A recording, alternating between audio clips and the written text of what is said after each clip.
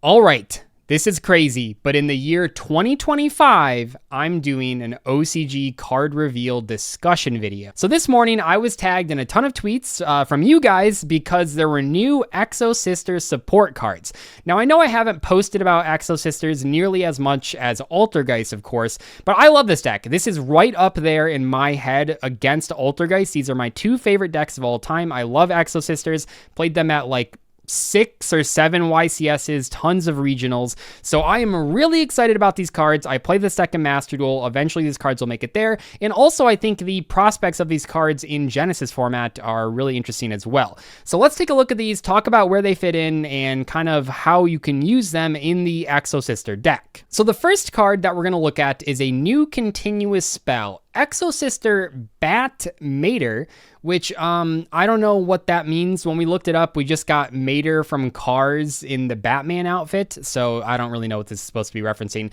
But 3 effects. Let's take a look at it. When this card resolves, add 2 Exosister monsters from your deck to your hand, then discard 1 card. So it's, you know, the Cupsy Synchro effect where you get to add 2 yummies, discard a card, but for Exosisters and on a continuous spell. You can target one face-up monster you control immediately after this effect resolves. Normal summon 1 Exosister monster mentioned on it. So you get to normal summon the girlfriend of whatever you already have on the board.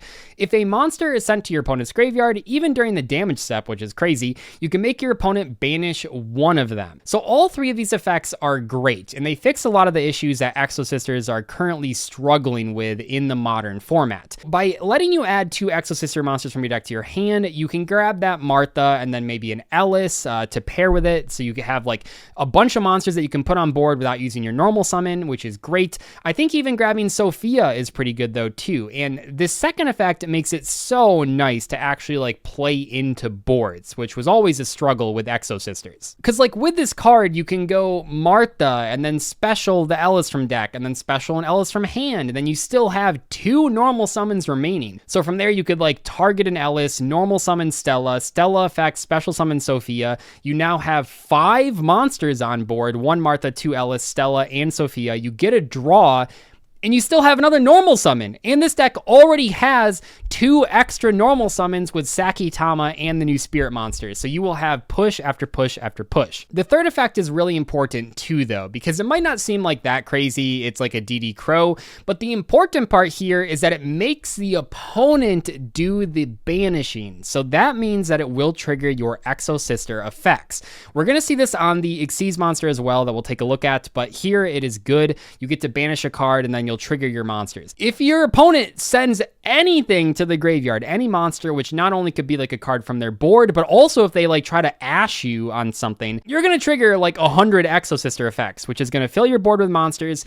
And this thing can OTK if you have 3 rank 4s on the board. It's OTKing in a situation where you are also removing things from the board as part of the OTK. So if you can like assemble a bunch of monsters on the board, which is super easy in Exosisters with this card, but also just with your regular cards. If your opponent puts a monster in the graveyard, they've just like screwed themselves basically, because that's just so good. So very, very powerful stuff there. Also, this card is really good because it means that Martha is now a 1-card combo. That has never happened before, because previously you would just, if you only had Martha for Machias, search Vadis or Pax, set it, pass.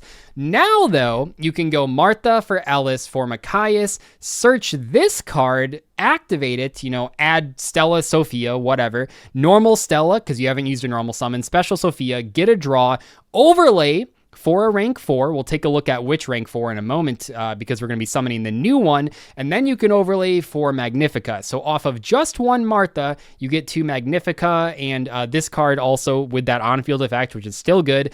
And as we'll see as we go over here, the new rank 4 also gets you to another Exosister spell and trap, so that'll set your Vadis, Returnia, what have you. Exosister Karmal is the Martha rank 4, and it takes 2 level 4 Exosister monsters. So this one is not generic, all the other ones are, but they get a bonus effect if they're Xyz someone using an Exosister. This one though is, it needs to be Exosisters, which is like fine because Martha locks you anyway, but you won't be able able to use the spirits to summon this, which does matter, kind of. If this card is Xyz summoned, you can activate this effect. During the end phase of this turn, set one Exosister spell trap from your deck, graveyard, or banishment. This is not only good because it means in that combo that I was talking about earlier that you can get to a trap card on top of your regular board, but it also means that you can recycle your trap cards, because normally you just want to play one Vadis, one Returnia. You don't want to like brick on those. So this lets you use them over and over again, which is great. The second effect, though, is where this card gets insane.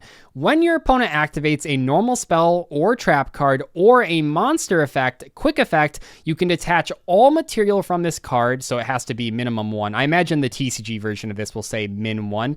And if you do, that effect becomes add 1 card from your opponent's graveyard to their hand. The opponent in this case is us. So basically, this is like a dark deal, if you remember that old trap card for Dark World way back in the day, where you blank an opponent's effect and switch it to an effect that is beneficial for us. In Dark World, the Dark Deal would make it so your opponent would discard a card from your hand, which triggered the bonus effects of those cards. In this case, it's going to trigger the bonus effects of all of the Exosisters. And you're going to add a card back from your graveyard to your hand. Now, if the translation is correct, this does imply that your opponent gets to pick the card that gets added back, but that doesn't really matter. I mean, if it's a card in your deck, you're probably happy to have it back in your hand. This deck finally has a play that can insulate from the Biru, which has never really been the case. I've played this deck in a lot of different events. I've gotten a Biru a lot. Previously, you basically just had to go Machias for Vadis pass if you wanted to play under Nibiru, or if you open a hand that could assemble the Prohibition card before your first rank 4, you could do that as well. But I mean, we're way past the point of trying to main deck the Prohibition card. You do not want to be doing that. What's really crazy about this card, I feel like I keep saying really crazy because these cards are so good. This second effect does not have to be used the turn it is summoned. All of the other Exosister Xyz monsters, well, not Magnifica, but all the other rank 4 monsters have effects on the turn they're summoned. Machias is a Trident that banishes on the turn it's Xyz summoned. But this one is whenever. So even if you don't use it on the first turn, you can still just end on this guy and it's fine. You know, we were talking about the Martha for Machias play. This is another good card too. You know, if you really want to play low to the ground and or you get hand trapped by like a Fuwa especially, or Perilia is really painful against this deck too, you can just make Karmal and pass, because by setting the Vadis in the end phase with this other effect on the field, if your opponent activates basically anything, I mean, they can still summon monsters, they can still activate spell and trap effects, but if they activate a normal spell or trap card or a monster effect, you get to Chainlink 1, do this effect to change it to adding a card from our graveyard to our hand. Chainlink 3, Vadis, to summon 2 from deck, so that on resolution, you summon 2 from deck, this card resolves, you add a card from grave to hand, and then the 2 cards you summoned off of Vadis trigger to summon 2 more Exosister Xyz monsters, getting you to like a Dweller or a monster effect negation or Machias to banish cards, just all sorts of stuff. So even if you get hand trapped now, you can end on this and actually end on some interruptions. One of the biggest reasons that I stopped playing Exosisters, even in Master Duel, was the Mole Charmies. Those Mole Charming cards are so good against Martha.